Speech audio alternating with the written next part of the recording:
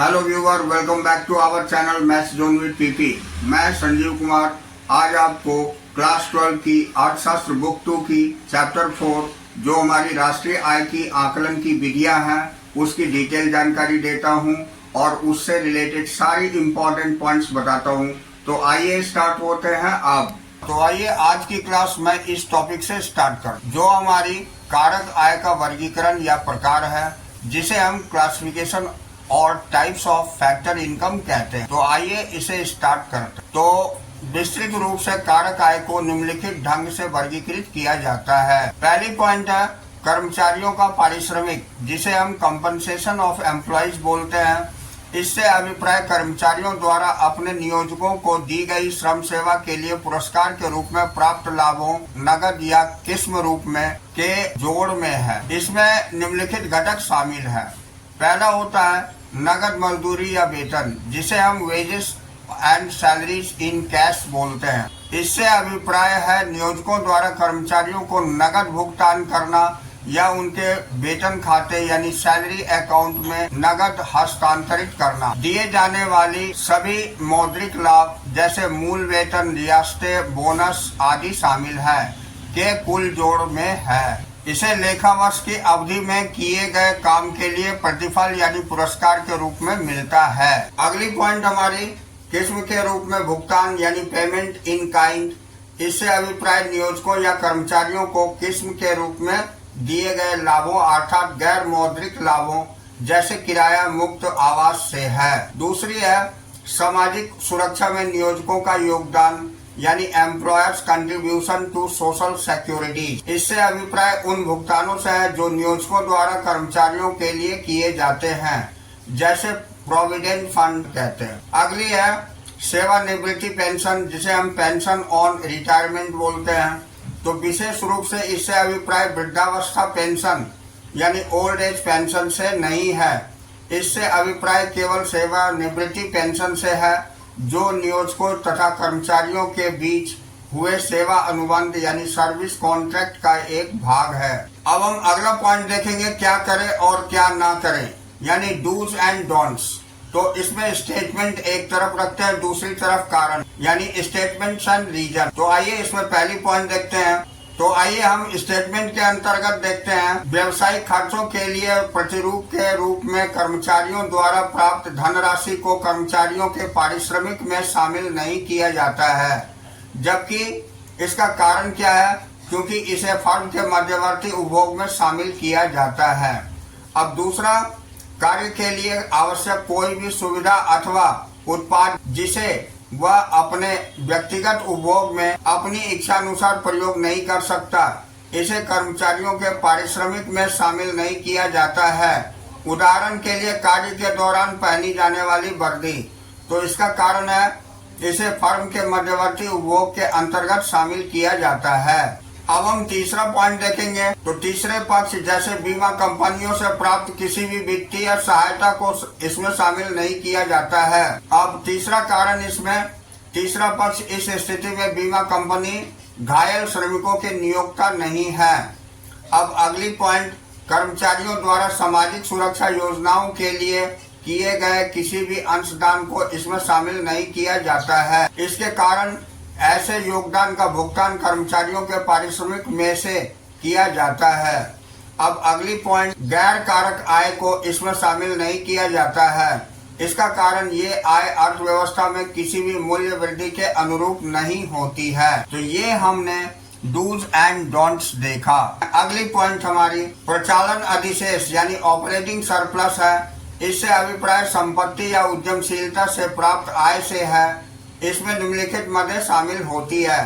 पहला होता है लगान या किराया जिसे रेंट बोलते हैं। यह भूमि भवन के पट्टे पर देने से अर्जित कारक आय है। इसमें वास्तविक किराया और आरोपित किराया दोनों शामिल होता है। नेक्स्ट है रॉयल्टी।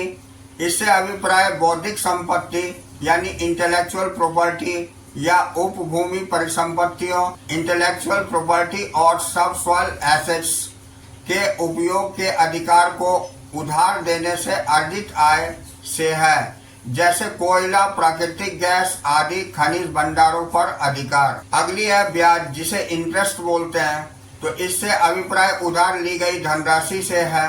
दूसरे शब्दों में इससे अभिप्राय उन भुगतान से है जो उधारकर्ता उत्पादकीय उद्देश्य के लिए पूंजी का उपयोग करने के लिए ऋणदाता यानी धन पूंजी की आपूर्तिकर्ता को देता है। अब अगली पॉइंट लाभ, जिसे हम प्रॉफिट बोलते हैं। तो यह उत्पादन की प्रक्रिया में प्रदान की गई उद्यमशीलता सेवा के माध्यम से उत्पन्न एक कारक आय है। इस एक उत्पादन इकाई द्वारा अर्जित लाभ को 3 श्रेणियों में विभाजित किया जाता है। पहला होता है लाभांश, जिसे डिविडेंड्स बोलते हैं। यह लाभ का वह भाग है जिसे भागीदारों यानी शेयर होल्डर में बांटा जाता है। इसे वितरित लाभ डिस्ट्रीब्यूटेड प्रॉफिट भी कहते हैं। दूसरा होता है निगम लाभ कर, जिसको कॉर्पोरेट प्रॉफिट टैक्स बोलते हैं। तो यह लाभ का वह भाग है जिसे लाभ कर यानी प्रॉफिट टैक्स के रूप में सरकार को दिया जाता है। तीसरा होता है अवतरित यानी प्रतिधारित लाभ, जिसको हम अनडिस्ट्रीब्यूटेड प्रॉफिट बोलते हैं। तो यह लाभ का वह भाग है जिसे फर्में अपने पास रखती है ताकि भविष्य में आए किसी संकट का सामना कर सके। अब नोट के अंतर्गत देखते हैं, अवितरित प्रतिधारित लाभ को निगम बचत यानी कॉर्पोरेट सेविंग, संचित लाभ एक्यूमुलेटेड प्रॉफिट्स या अविभाजित लाभ अनडिवाइडेड प्रॉफिट भी कहते हैं। अब अगली पॉइंट फिर से हम देखेंगे क्या करें और क्या ना करें, जिसे डूज एंड डोंट्स बोलते हैं। तो इसके अंतर्गत पहली कॉलम में हम कथन और दूसरी कॉलम में कारण रखे हुए हैं, स्टेटमेंट्स एंड रीजन। तो आइए हम पहली पॉइंट देखते हैं। तो सार्वजनिक ऋण पर सरकार द्वारा दिया गया ब्याज प्रचालन अधिशेष में शामिल नहीं किया जाता है।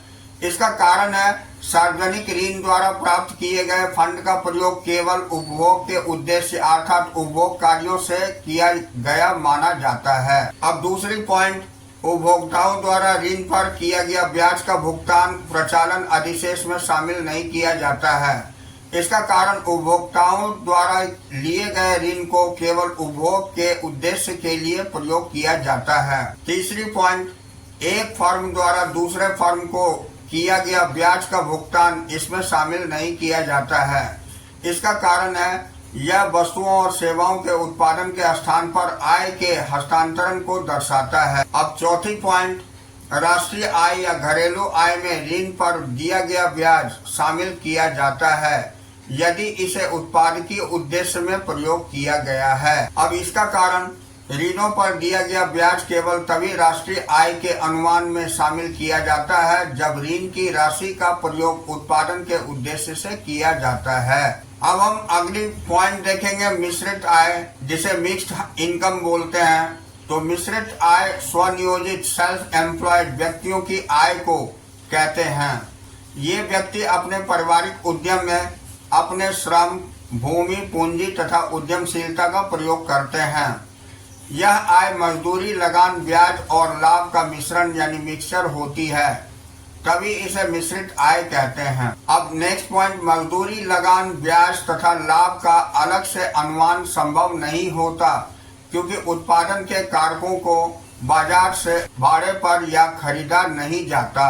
अब अगली पॉइंट हम देखेंगे, फ्लो चार्ट के द्वारा घरेलू आय के घटक जिसे एनडीपीएफसी बोलते हैं यानी components of domestic income, that is NDPFC. तो पहला पॉइंट इसमें कर्मचारियों का पारिश्रमिक है जिसको सीओई बोला जाता है। तो इसमें नगद मजदूरी या वेतन में प्लस किया जाता है किस्म के रूप में भुगतान, और फिर प्लस किया जाता है सामाजिक सुरक्षा में नियोजकों का योगदान, और प्लस किया जाता है इसमें सेवानिवृत्ति पेंशन। दूसरा होता है प्रचालन अधिशेष जिसे ओएस बोला जाता है। तो ये 2 पार्ट होते हैं इसके, परिसंपत्ति से प्राप्त आय के रूप में और उद्यमशीलता से प्राप्त आय के रूप में। तो आइए पहले हम परिसंपत्ति से प्राप्त आय के रूप में देखते हैं। तो इसके अंतर्गत लगान या किराया में प्लस किया जाता है रॉयल्टी और उसमें प्लस किया जाता है ब्याज, और उद्यमशीलता से प्राप्त आय के अंतर्गत लाभ या लाभांश में प्लस किया जाता है निगम लाभ कर, और फिर प्लस किया जाता है अवितरित लाभ। तो ये हमने घरेलू आय के घटक देखे। और तीसरा होता है इसमें स्वनियोजितों की मिश्रित आय जिसे एमआई बोलते हैं। अब हम महत्वपूर्ण अवधारणाएं जिसे इम्पोर्टेंट कंसेप्ट बोलते हैं इसकी जानकारी लेते हैं।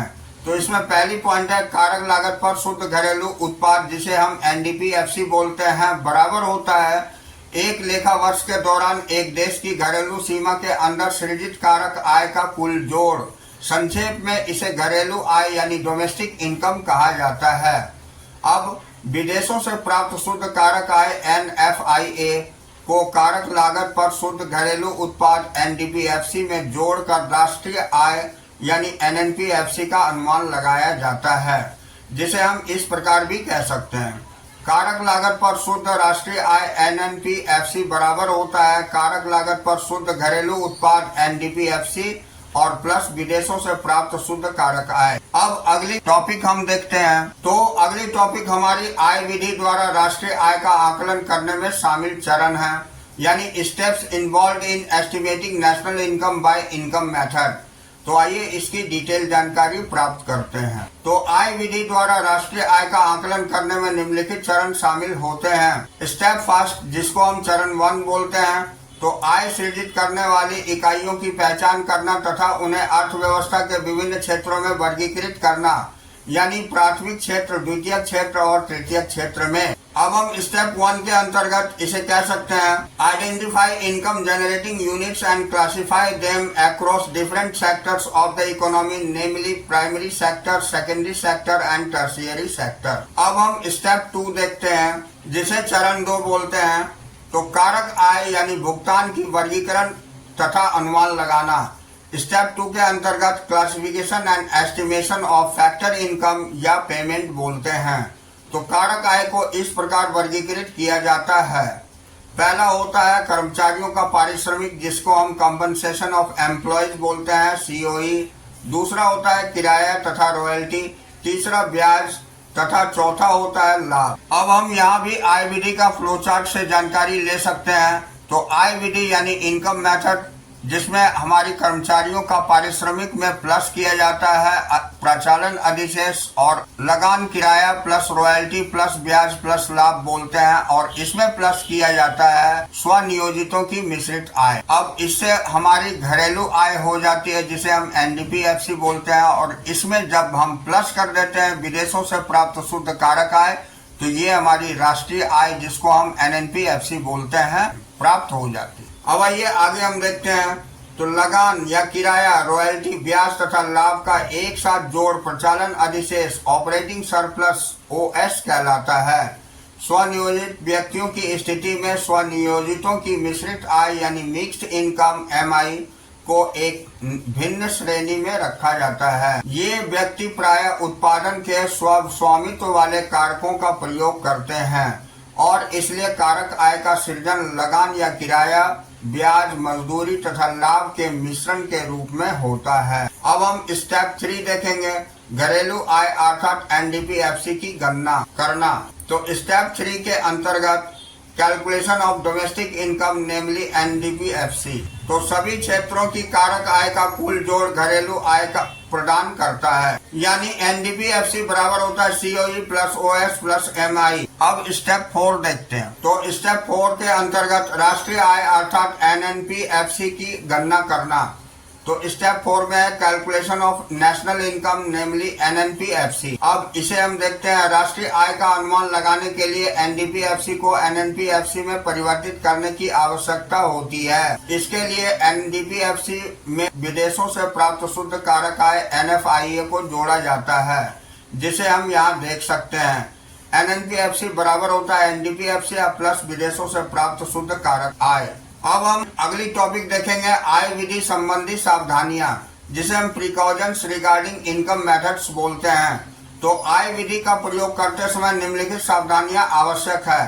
तो यहाँ हमने रखा है शामिल की जाने वाली मदद, जिसे हम आइटम्स टू बी इंक्लूडेड बोलते हैं, और दूसरी तरफ रखा है शामिल ना की जाने वाली मदद, जिसे items not to be included बोलते हैं।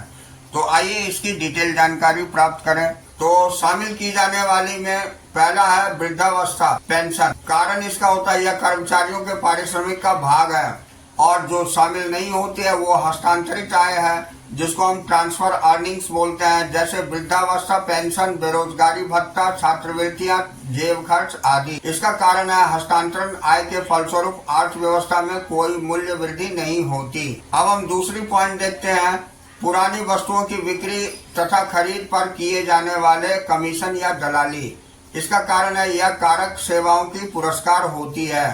अब इसमें गैर कानूनी कार्यों जैसे चोरी एवं जुए आदि से प्राप्त आय, इसका कारण है यह आय काले धन के रूप में सृजित होती है और इस प्रकार की आय का कोई अनुमान एस्टिमेट उपलब्ध नहीं होता है। अब नेक्स्ट पॉइंट है शेयर तथा बॉन्ड्स की बिक्री खरीद पर दी जाने वाली दलाली। इसका कारण है यह कारक सेवाओं का पुरस्कार होता है जो कि नहीं इंक्लूड होती है। वो है अचानक प्राप्त आय यानी कि विंडफॉल गेन्स, जैसे लॉटरी से प्राप्त आय या पूंजीगत लाभ कैपिटल गेन से प्राप्त आय। इसका कारण होता है कि इसके फलस्वरूप कोई मूल्य वृद्धि नहीं होती। अब अगली पॉइंट जो शामिल होती है, जिन मकानों में मकान मालिक स्वयं रह रहे हैं उसके आरोपित किराए। कारण इसका होता है मकान आय सृजित करने वाली परिसंपत्ति है, तदनुसार मालिक द्वारा स्वयं रह रहे मकानों के बाजार किराए के आरोपित मूल्य को राष्ट्रीय आय में शामिल किया जाता है। अब इधर जो की इंक्लूड नहीं करी जाती है वो संचित बचत से किया गया भुगतान है। इसका कारण है कि ये वस्तुओं तथा सेवाओं के वर्तमान प्रवाह में वृद्धि नहीं करते हैं। तो ये हमने देखा कि किन किन मदों को हम शामिल कर सकते हैं और किन किन मदों को शामिल नहीं कर सकते हैं, उसकी डिटेल जानकारी। अब इससे आगे की पॉइंट फिर हम देखते हैं। जो शामिल करी जाती है वह स्व उपभोग के लिए उत्पादन है, जिसे हम प्रोडक्शन फॉर सेल्फ कंजम्पशन बोलते हैं। इसका कारण है कि इसके अनुरूप अर्थव्यवस्था में आय का सृजन होता है। अब इधर है जो इंक्लूड नहीं होती है अप्रत्यक्ष कर। इसका कारण है इन्हें बाजार कीमत पर शुद्ध राष्ट्रीय उत्पाद NNP-MP में शामिल किया जाता है, क्योंकि ये वस्तुओं तथा सेवाओं के बाजार मूल्य को दर्शाते हैं, परंतु इन्हें राष्ट्रीय आय में शामिल नहीं किया जाता है क्योंकि राष्ट्रीय आय का अनुमान कारक लागत पर लगाया जाता है। अब जो इंक्लूड होती है, अगली पॉइंट देखते हैं, उधार ली गई पूंजी पर उत्पादक इकाइयों द्वारा दिया गया ब्याज। इसका कारण है कि इसका प्रयोग निवेश के उद्देश्य से किया जाता है। अब जो इंक्लूड नहीं करी जाती है उसका है उपभोक्ताओं द्वारा ऋण पर दिया गया ब्याज का भुगतान, यानी कि कारण है ऋण राशि का प्रयोग उपभोग के उद्देश्य से किया जाता है। तो इस तरह हमने देखा कि क्या इंक्लूड होती है और क्या इंक्लूड नहीं होती है। अब आइए अगली पॉइंट हम देखते हैं, क्या करें और क्या ना करें, यानी डूज एंड डोंट। तो इसके अंतर्गत पहली कॉलम में हम स्टेटमेंट यानी कि कथन रखे हैं, दूसरी कॉलम में हम रीजन यानी कि कारण रखे। तो पहला है इसमें, यदि लाभ सामूहिक रूप से दिया गया हो तो निगम कर लाभांश तथा अवितरित लाभ को अलग से न जोड़े। इसका कारण है ये सभी लाभ के घटक हैं, इसलिए इसे अलग से राष्ट्रीय आय में शामिल करने की कोई आवश्यकता नहीं है, अन्यथा इससे राष्ट्रीय आय का अत्यधिक अनुमान लग जाएगा। अब दूसरी टॉपिक है, राष्ट्रीय आय का अनुमान लगाते समय आय कर को शामिल न करें। इसका कारण है कि यह कर्मचारियों के पारिश्रमिक से दिया जाता है। अब तीसरी पॉइंट हम देखते हैं। तो तीसरी पॉइंट हमारी है, यदि कर्मचारियों का पारिश्रमिक सामूहिक रूप से दिया गया हो तो नगद और किस्म के रूप से दी जाने वाली मजदूरी एवं नियोजकों द्वारा दिया गया सामाजिक सुरक्षा में योगदान को अलग से न जोड़े। इसका कारण है कि ये सभी कर्मचारियों के पारिश्रमिक के घटक हैं जिन्हें राष्ट्रीय आय में शामिल किया जाता है। अब अगली पॉइंट, सरकार द्वारा प्राप्त करों को राष्ट्रीय आय के अनुमान में शामिल न करें, क्योंकि इसका कारण ये है कि ये अनिवार्य हस्तांतरण भुगतान है और इसलिए इन्हें राष्ट्रीय आय के आकलन में शामिल नहीं किया जाता है। अब नेक्स्ट पॉइंट, ऐसे किसी भी लेन देन को शामिल न करें जिससे अर्थव्यवस्था में कोई मूल्य वृद्धि नहीं होती। इसका कारण है कि आय विधि द्वारा केवल कारक आय का अनुमान लगाया जाता है, जिसके फलस्वरूप अर्थव्यवस्था में वस्तुओं तथा सेवाओं का प्रवाह होता है। तो ये थी हमारी आय विधि द्वारा राष्ट्रीय आय के आकलन से संबंधित कुछ उदाहरण नीचे दिए गए हैं। अब आइए ये उदाहरण जो दिए हुए हैं, इस उदाहरण को आप आसानी से सॉल्व कर सकते हैं। ये बहुत इजी है, इसमें सारी चीजें दी हुई है। तो जो चीजें हमें ऐड करनी है वो सारी बताई गई है और किस तरह हम सकल घरेलू आय निकाल सकते हैं और शुद्ध राष्ट्रीय आय भी निकाल सकते हैं। बाजार कीमत पर शुद्ध राष्ट्रीय उत्पाद भी निकाल सकते हैं। अब एग्जाम्पल 4 के अंतर्गत जो टॉपिक्स दिए हुए हैं उससे घरेलू आय की भी निकाला जा सकता है, राष्ट्रीय आय भी निकाला जा सकता है। तो इस तरह एग्जाम्पल देख करके आप उसे आसानी से सॉल्व कर सकते हैं और उसकी जानकारी प्राप्त कर सकते हैं। अब आइए अब हम अगली पॉइंट आते हैं जो व्यय विधि है, जिसे हम एक्सपेंडिचर मेथड बोलते हैं।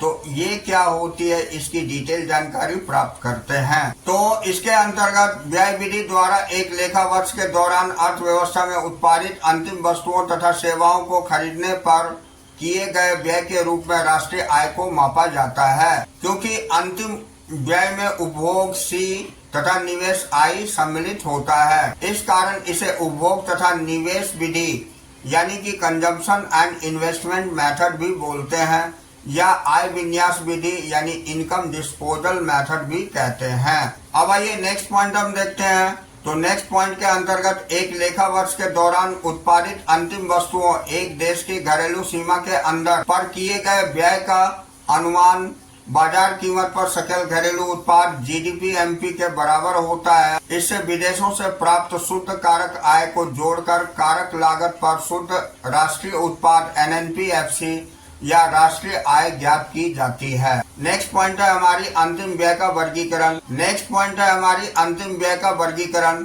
जिसे हम क्लासिफिकेशन ऑफ फाइनल एक्सपेंडिचर भी कहते हैं। तो आइए इसकी जानकारी लेते हैं। तो अंतिम व्यय एक लेखा वर्ष के दौरान घरेलू स्तर पर उत्पादित अंतिम वस्तुओं तथा सेवाओं पर किए जाने वाले व्यय के रूप में को मोटे तौर पर इस प्रकार वर्गीकृत किया जाता है। तो यहाँ हम देखते हैं फ्लो चार्ट के द्वारा इसे दिखाया गया है। तो ये है हमारी अंतिम व्यय के घटक, जिसे हम कंपोनेंट्स ऑफ फाइनल एक्सपेंडिचर बोलते हैं। तो इसमें पहला होता है निजी अंतिम उपभोग व्यय, जिसे हम पीएफसीई बोलते हैं। दूसरा, इसमें प्लस करी जाती है सरकारी अंतिम व्यय या उपभोग व्यय, जिसे हम जीएफसीई बोलते हैं। इसमें प्लस करी जाती है सकल घरेलू पूंजी निर्माण अर्थात निवेश व्यय, जिसे जीडीपीसीई बोला जाता है। इसमें प्लस किया जाता है शुद्ध निर्यात, यानी बराबर हो जाती है जीडीपी एमपी। अब ये निजी अंतिम उपभोग, इसके दो टाइप होते हैं, जिसमें हम परिवारों द्वारा किया गया अंतिम उपभोग व्यय को भी कहते हैं, और इसमें प्लस करी जाती है गैर लाभकारी निजी संस्थाओं या सेवा संस्थाओं द्वारा किया गया अंतिम उपभोग व्यय। तो इस तरह हम निजी अंतिम उपभोग व्यय प्राप्त कर सकते हैं। अब आइए अब हम यहाँ सकल घरेलू पूंजी निर्माण अर्थात निवेश व्यय यानी जीडीसीई, इसको दो तरह से निकाल सकते हैं, जिसमें सकल घरेलू अस्थायी पूंजी निर्माण में हमारी शुद्ध घरेलू अस्थायी पूंजी निर्माण में प्लस कर देते हैं मूल्यह्रास, तो ये निकल जाती है। और माल सूची निवेश के अंतर्गत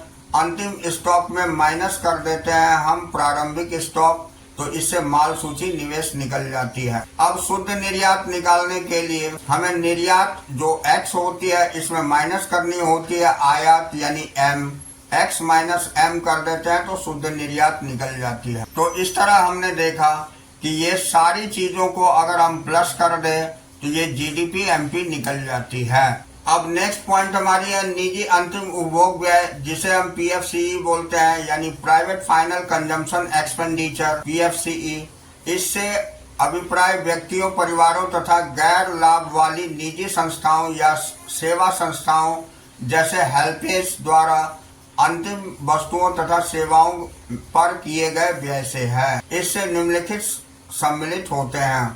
पहला होता है उपभोक्ता सेवाएं, दूसरा होता है गैर टिकाऊ उपभोक्ता वस्तुएं अर्थात वे वस्तुएं जिनका बार बार प्रयोग नहीं किया जा सकता है, जैसे मक्खन और दूध। अब अगला होता है टिकाऊ उपभोक्ता वस्तुएं जिनका कई वर्षों तक बार बार प्रयोग किया जाता है, जैसे फर्नीचर तथा वॉशिंग मशीन। अब फिर से एक बार हम देखते हैं क्या करें और क्या ना करें, डूज एंड डोंट। तो इसमें पहली पॉइंट होती है स्वयं के स्वामित्व वाले मकान की खरीद या निर्माण पर किए गए व्यय को निजी अंतिम उपभोग व्यय पीएफसीई के अंतर्गत शामिल ना करें। इसका कारण होता है इसे सकल घरेलू पूंजी निर्माण GDCF के अंतर्गत दर्शाया जाता है, क्योंकि यह परिवारों द्वारा रिहायशी मकानों के निर्माण पर किया गया निवेश है। अब अगली पॉइंट हम देखेंगे सरकारी अंतिम उपभोग व्यय, जिसे GFCE बोलते हैं, यानी governmental final consumption expenditure GFCE। इससे अभिप्राय सरकार द्वारा अंतिम वस्तुओं तथा सेवाओं पर किए जाने वाले व्यय से है। उदाहरण के लिए सेना द्वारा उपभोग के लिए वस्तुओं की खरीद पर व्यय, प्रशासनिक सेवाएं जैसे कानून एवं व्यवस्था, शिक्षा आदि के रखरखाव पर व्यय आदि। नेक्स्ट पॉइंट सकल घरेलू पूंजी निर्माण, जिसे हम gross domestic capital formation GDCF बोलते हैं। तो इससे अभिप्राय उत्पादकों द्वारा अंतिम वस्तुओं की खरीद पर किए गए व्यय से है। इसे निवेश व्यय यानी कि इन्वेस्टमेंट एक्सपेंडिचर भी कहा जाता है। अब इन वस्तुओं का उत्पादन प्रक्रिया में आगे प्रयोग किया जाता है। उदाहरण के लिए किसानों द्वारा ट्रैक्टरों की खरीदने पर किया गया व्यय। अब नेक्स्ट है, इसी के अंतर्गत सकल घरेलू पूंजी निर्माण को निम्नलिखित दो भागों में वर्गीकृत किया जाता है। तो इसमें पहला है सकल घरेलू अस्थायी पूंजी निर्माण अथवा अस्थायी निवेश, जिसको हम GDFCF बोलते हैं, यानी gross domestic fixed capital formation of fixed investment GDFCF। तो इससे अभिप्राय उत्पादकों द्वारा प्लांट और मशीनरी जैसे अस्थायी परिसंपत्तियों की खरीद पर किए जाने वाले व्यय से है। अर्थशास्त्रीय अस्थायी निवेश का वर्गीकरण अक्सर निम्न प्रकार से करते हैं। पहला होता है व्यवसायिक अस्थायी निवेश, दूसरा होता है परिवारों द्वारा रिहायशी मकानों के निर्माण पर किया गया अस्थायी निवेश, और तीसरा होता है सार्वजनिक अस्थायी निवेश या सरकार द्वारा किया गया अस्थायी निवेश, जैसे सड़कों, बांधों और पुलों के निर्माण पर सरकार द्वारा किया गया व्यय। अब हम अगला पॉइंट पढ़ते हैं, क्या करें क्या ना करें में डू एंड डोंट्स के अंतर्गत। तो इस श्रेणी में विदेशों से अस्थायी परिसंपत्तियों की शुद्ध खरीद को शामिल करें। अब इसका कारण है कि यह अर्थव्यवस्था में पूंजी को मौजूदा स्टॉक में वृद्धि करता है। अब दूसरा पॉइंट जो था माल सूची निवेश या स्टॉक में परिवर्तन, जिसे हम इन्वेंट्री इन्वेस्टमेंट और चेंज इन स्टॉक्स बोलते हैं। तो इससे अभिप्राय वर्ष के दौरान स्टॉक में परिवर्तन से है। स्टॉक में निम्नलिखित सम्मिलित होते हैं। पहली होती है निर्मित वस्तुओं का स्टॉक, दूसरी होती है अर्ध निर्मित वस्तुओं का स्टॉक तथा तीसरा होता है कच्चे माल का स्टॉक। अब जैसे कि पहले सूचित किया जा चुका है कि इसका अनुमान वर्ष के अंतिम स्टॉक तथा प्रारंभिक स्टॉक के अंतर द्वारा लगाया जाता है। अब सकल घरेलू पूंजी निर्माण, जिसे GDCF का अनुमान लगाने के लिए संख्यात्मक उदाहरणों को हल करते हुए विभिन्न स्थितियां सामने आती है। अगले पृष्ठ पर दिए गए उदाहरण उन स्थितियों को दर्शाते हैं, जो कि आप आसानी से यहाँ प्राप्त कर सकते हैं और इसकी जानकारी ले सकते हैं। तो यहाँ सकल घरेलू पूंजी निर्माण GDCF का निपटान दिखाया गया है। ये एग्जाम्पल 16, 17, 18 के अंतर्गत कंप्लीट जानकारी दी गई है। इसकी जानकारी हम प्राप्त कर सकते हैं एग्जाम्पल के माध्यम से। अब हम अगली पॉइंट पर आते हैं, जो शुद्ध निर्यात X-M है, यानी कि नेट एक्सपोर्ट्स X-M। तो शुद्ध निर्यात से अभिप्राय एक लेखा वर्ष में किसी देश द्वारा शेष विश्व को किए गए निर्यात तथा शेष विश्व से किए गए आयात के अंतर से है। तो यहाँ देखते हैं, निर्यात से अभिप्राय देश की घरेलू सीमा में उत्पादित अंतिम वस्तुओं तथा सेवाओं द्वारा विदेशियों द्वारा किए जाने वाले व्यय से है। दूसरी ओर आयात से अभिप्राय उस व्यय से है जो विदेशों में उत्पादित वस्तुओं तथा सेवाओं पर किया जाता है। अब शुद्ध निर्यात, जिसे X-M बोलते हैं, या शुद्ध निर्यात समायोजन घरेलू सीमा में उत्पादित वस्तुओं तथा सेवाओं पर व्यय के स्पष्ट आकलन के लिए यह समायोजन का एक आवश्यक घटक है। अब नोट के अंतर्गत देखते हैं, सकल घरेलू उत्पाद GDP में निर्यात शामिल किए जाते हैं, क्योंकि निर्यात घरेलू उत्पादित वस्तुओं तथा सेवाओं का एक भाग है। अब शुद्ध निर्यात का अनुमान लगाने के लिए संख्यात्मक उदाहरणों को हल करते हुए विभिन्न स्थितियां सामने आती है, जो कि आप उदाहरण से देख सकते हैं। यहाँ देखिए, शुद्ध निर्यात का निपटान यानी टैकलिंग नेट एक्सपोर्ट्स, जो कि